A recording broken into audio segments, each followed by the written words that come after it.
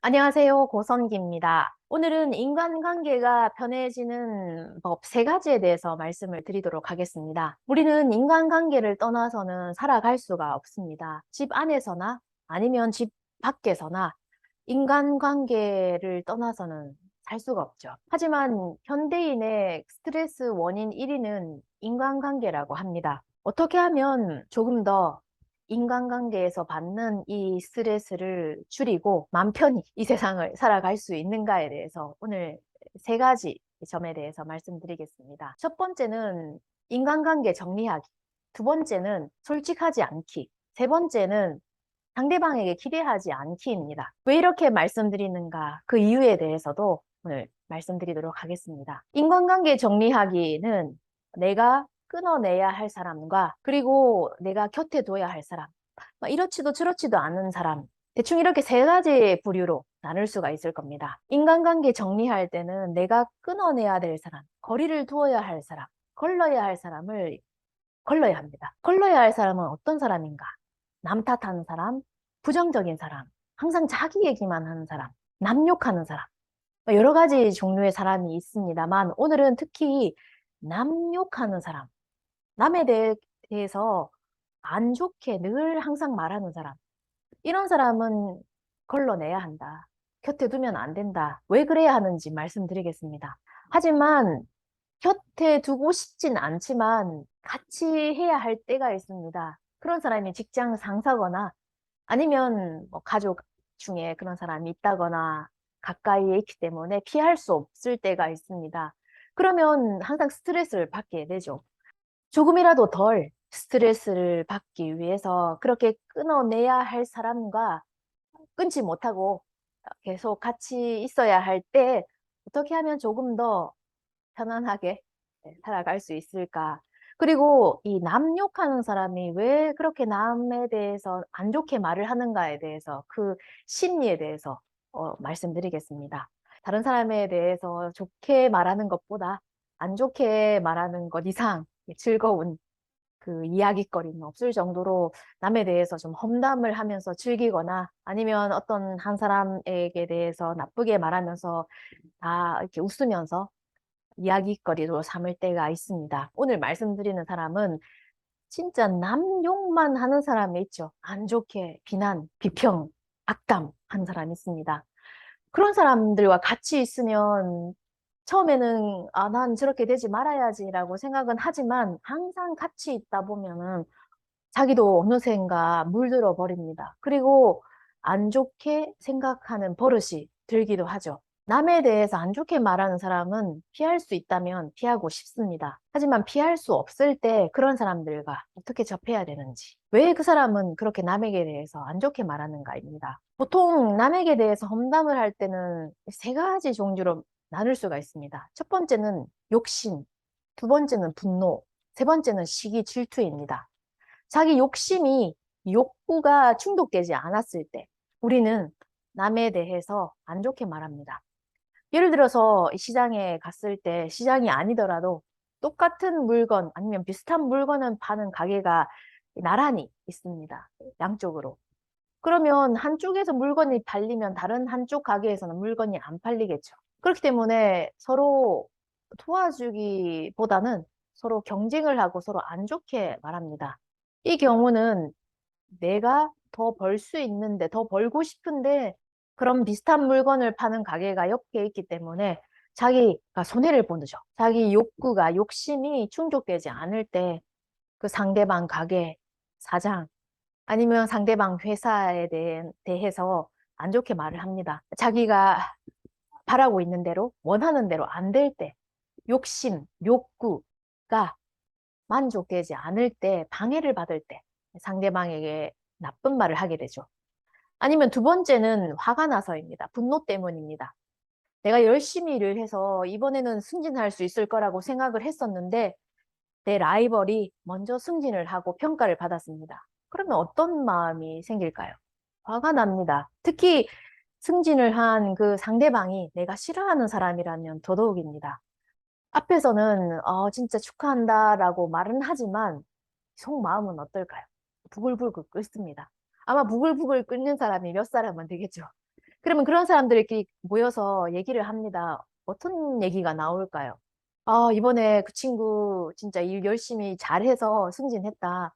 처음에 이렇게 칭찬을 하는 것처럼 얘기를 하는데 잘 들어보면 칭찬이 아닙니다. 칭찬하는 것처럼 얘기를 하면서도 그 사람에게 대해서 안 좋게 말하고 있습니다. 안 좋게 말이 나오죠. 마음이 그러니까. 내가 저 사람 대신해서 승진할 수 있었는데, 상사로부터, 주위로부터 평가를 받을 수 있었는데, 그 사람이 내 성과를 아니면 내 기회를 낚아채갔다. 이렇게 생각을 하니까 화가 나서 분노 때문에 그 사람에 대해서 좋게 말이 안 나옵니다. 그리고 그런 사람들끼리 모여서 하는 얘기는, 그 사람에 대한 얘기는 좋은 말이 나올 리가 없습니다. 그래서 뭐 하다 보면은 진짜 시간 가는 줄도 모르고 그 사람에 대해서 험담, 악담, 뭐 몇 년 전에 있었던 얘기까지 나오면서 웃으면서 그 사람을 깎아내리죠. 이건 바로 분노, 화가 나서입니다. 어떻게 보면 자기의 명예욕, 욕심이 충족되지 않았기 때문이라고도 말할 수가 있겠죠. 세 번째는 시기, 질투 때문입니다. 내가 진짜 시기하고 질투하고 있는 사람에게 대해서 좋게 말이 안 나옵니다. 그 사람의 외모, 아니면 재능, 그 사람이 가지고 있는 재력, 여러 가지 것들을 내가 시기하고 있을 때, 질투하고 있을 때, 그걸 나타내지는 못하지만 마음속으로 그런 시기와 질투를 가지고 있을 때 그 사람에 대해서 좋게 말을 할 수가 없습니다. 험담하는 사람, 남을 깎아내리는 사람, 악담하는 사람, 그 사람 얘기를 듣는 것은 스트레스를 받죠. 하지만 진짜 듣기 싫은데 너무 진짜 듣고 싶지 않다라고 듣는다면 더 스트레스를 받기 때문에 이 사람은 어떤 마음에서 지금 다른 사람에게 이렇게 험담을 할까? 다른 사람들을 왜 깎아내릴까? 분노 때문일까? 아니면 자기 욕심이 채워지지 않았기 때문인가? 아니면 시기 질투하는 마음에서인가? 이렇게 한번 분석을 하시면서 관찰하시면서 들으시면 조금은 더 마음이 편하고 그 사람을 대할 때도 좀 더 편해질 거라고 생각합니다. 두 번째는 너무 솔직하지 않기입니다. 걸러내야 할 사람은 물론이지만 우리가 가까이 두면서 친하게 지내야 하는 사람, 아니면 친하게 지내지는 않더라도 좋은 관계를 유지해야 하는 사람은 많습니다. 아니면 이도저도 아니지만 그렇게 뭐 그런 평범한 관계를 유지하면서 어, 도움을 주거나 도움을 받거나 하면서 그런 사람들은 있습니다. 그런 사람들과 우리는 이제 어떤 관계를 유지해야 하는가? 그런 사람들이 만약 여러분들께 고민 상담, 아니면 인생에 대한 여러 가지 상담, 진로에 대한 여러 가지 조언을 그 사람들이 여러분들에게 물어왔을 때, 특히 고민하고 있는 사람, 이 조언을 구하고 있는 사람에 대한 단점이라든지 아니면 고쳐야 할 점에 대해서 말씀해 주시면 좋겠다라고 상대방이 말했을 때는 솔직하지 않는 것이 좋습니다. 보통 상대방이 내 의견을 듣고 고치려고 하는 그런 마음의 자세가 되어 있기 때문에 내가 생각하고 있던 상대방에 대한 그런 고치면 좋은 점에 대해서 말이 튀어나오기 쉽지만 그럴 때에도 말을 아끼는 것이 좋습니다. 그런 고민 상담을 하거나 아니면 내가 어떤 점을 고쳐야 하고 어떤 점이 나쁜가에 대해서는 자기 자신이 다 알고 있습니다. 답은 정해져 있지만 알고 있음에도 불구하고 묻는다는 것은 나에 대한 단점이나 고쳐야 될 점을 말해달라는 것이 아니라 격려해주고 인정해주고 힘을 북돋아주기를 바라는 마음에서 고민을 상담하고 있는 것이기 때문에 너무 솔직하게 그 사람에 대해서 조언을 하지 않는 것이 좋습니다. 물론 상대방이 바라지 않는데 조언을 하는 것은 이거는 말이 안 되는 거죠. 상대방이 들을 리가 없습니다. 그리고 솔직하게 내 생각을 상대방에게 말했을 때 상대방은 어떻게 생각할까? 이 사람은 나에 대해서 이렇게 생각을 하고 있었구나. 나란 사람을 이렇게 보고 있는 사람이구나라고 상대방은 생각할 수가 있습니다. 서운하게 생각할 때도 있죠. 그렇기 때문에 상대방에게 어떤 뭐 조언을 할 때 아니면 자기 의견을 말할 때나 아니면 단점이라든지 고쳐야 할 점에 대해서는 너무 솔직하지 않는 것이 좋습니다. 상대방이 진짜 나에게 원하는 것은 무엇인가? 이것을 잘 알고 답을 해야 합니다. 우리는 상대방이 나를 신뢰하고 있기 때문에 이런 고민을, 이런 상담을 하는구나. 나를 믿고 있다는 거라고 생각해서 말을 하기 쉽지만, 그것은 내 일방적인 생각일 때가 많습니다. 상대방은 내가 생각하는 것만큼 나를 신뢰하고 있지 않을 때가 많습니다. 그렇기 때문에 너무 솔직하지 않는 것이 좋습니다. 상대방이 진지하게 자신의 인생에 대해서, 진로에 대해서 고민을 털어놨을 때 어떻게 하면 좋겠느냐고 상담을 할 때 그 상담에 대해서, 그 고민에 대해서 어떻게 우리가 바로 답을 할 수가 있을까요? 그 사람과 똑같은 시간을 똑같이 진지하게 고민하고 생각한 뒤라면 답할 수 있을지도 모르겠지만 그렇지 않다면 섣불리 이렇게 하면 좋다 아니면 이게 낫다 아니면 이런 게 어떻느냐라고 답을 하기가 어렵고 답을 할 수가 있을까라는 생각이 듭니다. 세 번째는 상대방에게 기대하지 않는다입니다. 상대방에게 너무 기대하거나 기대지 않는다입니다. 부모는 자식에게, 자식은 부모에게, 남편은 아내에게, 아내는 남편에게, 아니면 형제지간, 친구 사이라도 마찬가지입니다. 직장 상사가 부하에게, 부하 직원이 직장 상사에게, 동료끼리도 마찬가지입니다. 너무 상대방에게 기대하지 않는다입니다. 왜냐? 우리는 혼자입니다. 태어나서 이 세상을 떠날 때까지 혼자 왔다, 혼자 가는 거라고 부처님께서는 말씀을 하십니다. 아무도 나를 알아주는 사람은, 나를 이해해 줄 수 있는 사람은 없다고 말씀하십니다. 하지만 우리는 나는 누군가를 이해할 수 있다고 생각하고 아니면 이해해 주기를 바랍니다. 그렇기 때문에 결혼을 하죠. 내가 정한 이 사람은 나를 이해해 줄 거라고, 이해해 줬으면 좋겠다고 생각을 하고 기대를 하고 그 사람과 결혼을 합니다. 하지만 같이 있으면 있을수록, 더 가까이 있으면 있을수록 어떤 것을 느끼시나요? 가까이 하기엔 너무 먼 당신. 진짜 항상 같이 있는데도 불구하고 더 멀리 있는 것 같은, 혼자 있는 것 같은 느낌이 듭니다. 제 친구 중에서 이런 친구가 있었습니다. 진짜 그렇게 사람이 많지 않은 곳에서 살다가 자연밖에 없는 곳에서 살다가 대학교 때 진짜 도시에 왔을 때 주위에 너무 많은 사람들이 있음에도 불구하고 예전에 내가 살았던 곳과 비교해서 더 외롭다라고 말하는 친구가 있었습니다. 대학교 친구들도 많고 뭐 길거리에 나가면 사람들로 붐비는데도 불구하고 그때보다 예전보다 지금이 사람이 더 많은데도 불구하고 외롭다라고 말하는 친구가 있었습니다. 우리는 누군가가 나를 이해해 주기를 바라면서 기대를 하고 있습니다. 그리고 공감해 주기를 바라면서 살아가고 있습니다. 그게 남편이든 아내든 부모가 자식에게 바라든 자식이 부모에게 바라든 아니면 친구지간에도 마찬가지입니다. 상대방을 내가 뜻하는 대로, 내 마음대로 바꿀 수 있다고, 내가 원하는 대로 행동해주면 좋겠다고, 이렇게 생각하고 상대방의 마음을, 상대방의 움직임을 컨트롤하려고 합니다. 하지만 타인은 절대로 내 마음대로 움직여주지 않는 것이 타인입니다.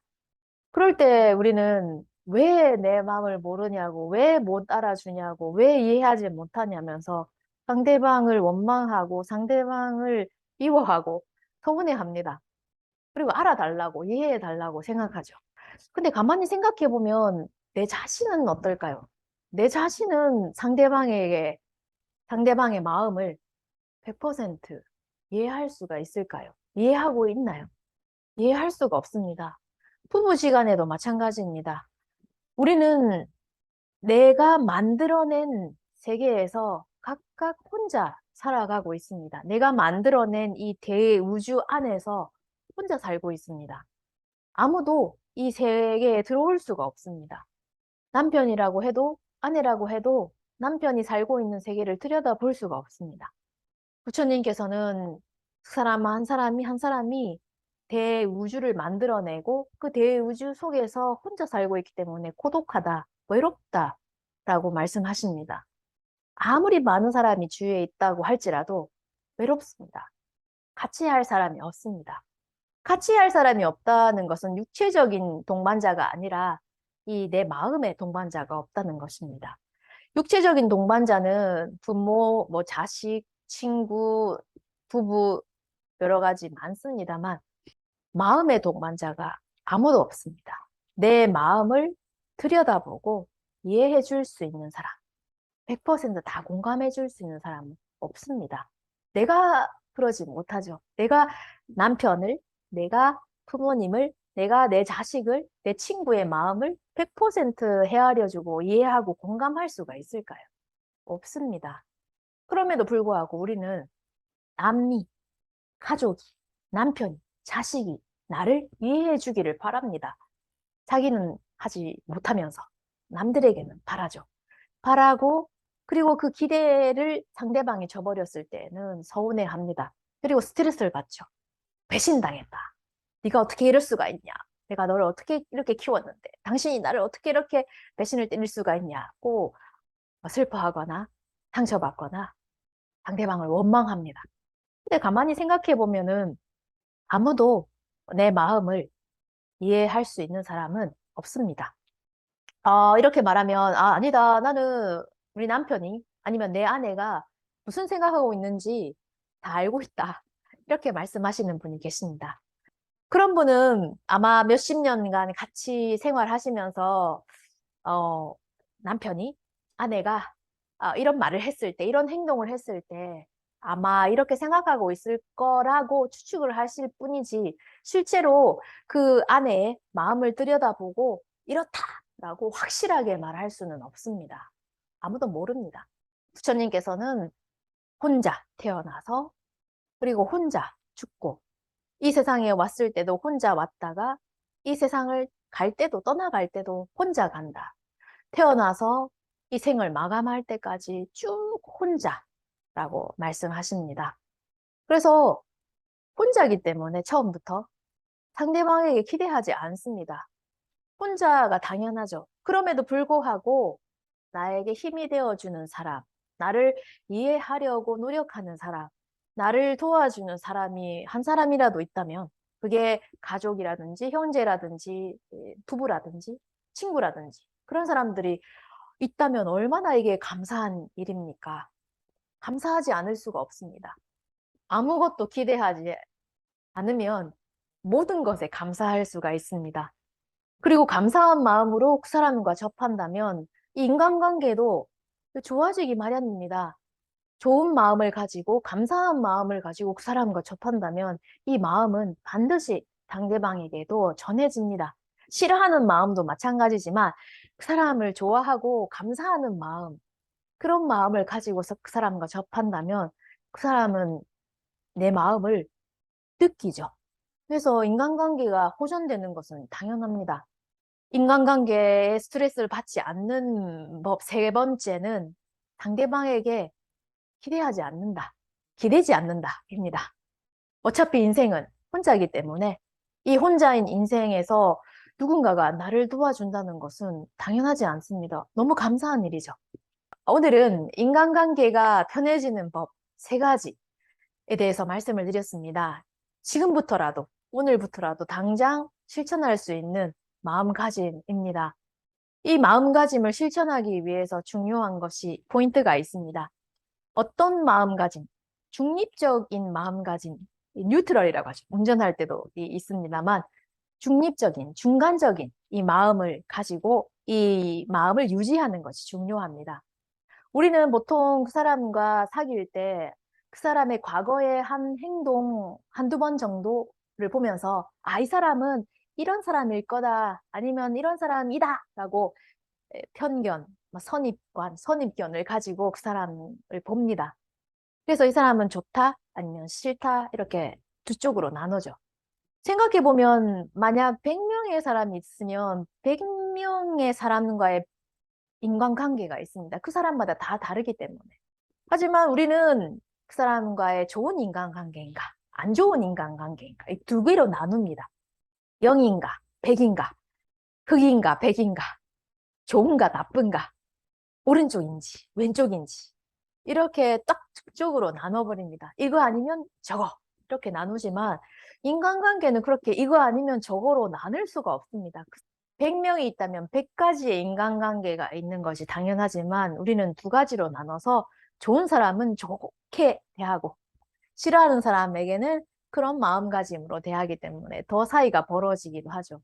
그리고 좋아하는 사람들도 이렇게 너무 가까이 지내다 보면 사이가 틀어질 때도 있기도 합니다. 그래서 항상 너무 가까워지지도 않고 너무 멀어지지도 않고 어느 정도 거리를 유지하면서 그리고 그 사람에 대해서 선입견, 편견, 선입관을 가지고 보는 게 아니라 이 사람은 이럴 때 이런 행동을 하는 사람이구나. 이 사람은 이럴 때 이런 말을 하는구나. 이렇게 사람을 관찰하면서 인간관계를 유지를 한다면 좀 더 인간관계에서 받는 스트레스를 줄일 수 있지 않을까 생각합니다. 그러면 어떻게 하면 이렇게 중립적인 생각을 가질 수가 있을까? 하나는 동병상련입니다. 동병상련이라고 하는 것은 나도 같은 병을 가지고 있다. 같은 병을 가지고 있는 그 상대방에 대한 동정심, 측은즉심이라고 하나요? 그런 상대방을 헤아리는 마음, 이해할 수 있는, 이해하려고 하는 마음, 이 마음입니다. 상대방은 희귀병에 걸려있고 진짜 막 사람들에게 옮기는 그런 병을 가지고 있고 나는 전혀 그런 병이 없다. 그럴 때 상대방을 어떻게 우리는 접할까요? 어떻게 저런 병 걸릴 수가 있냐고 피하게 됩니다. 하지만 나한테도 그런 병이 있다고 생각하면 그 상대방에게 어떻게 우리는 대하고 접할까요? 이런 말을 하는 심리학자도 있습니다. 우리가 상대방을 보면서 저 사람 진짜 싫다, 아니면 저 사람 진짜 괜찮다, 이렇게 느낄 때 어떤 점을 보고 좋다, 아니면 싫다라고 판단을 하는가? 내가 가지고 있는 점 중에 참 숨기고 싶고 부끄러운, 안 좋다라고 생각하는 그런 점을 가지고 있는 사람, 똑같은 것을 가지고 있는 사람을 보면서 우리는 저 사람 싫다라고, 저 사람이 저런 점이 눈에 띄어, 싫어. 이렇게 느낄 때가 있다고 합니다. 내가 자각을 못할 때도 있습니다. 자각을 못하고 내가 가지고 있는 그런 비슷한 점을 상대방이 가지고 있을 때, 저 사람은 아닌데, 저 사람은 미워, 싫어. 이렇게 생각할 때가 있다고 합니다. 반대로 좋아하는 사람도 마찬가지입니다. 그렇기 때문에 나한테 없는 것을 가지고 있는 사람, 전혀 없는 것을 가지고 있는 사람이라고 생각하면 나와는 다른 사람 이렇게 생각을 하지만 나한테도 있고 아니 나에게도 있는 나와 같은 것을 가지고 있는 사람이라고 생각하면 어떤 마음으로 바뀔까요? 오늘은 스트레스를 주는 인간관계에 대해서 끊고 싶지만 끊을 수 없는 사람과 어떻게 어떤 마음가짐으로 접해야 되는지 말씀드렸습니다. 조금은 마음이 편해지실 거라고 생각을 합니다. 재미있게 보셨다면 구독과 좋아요 부탁드립니다.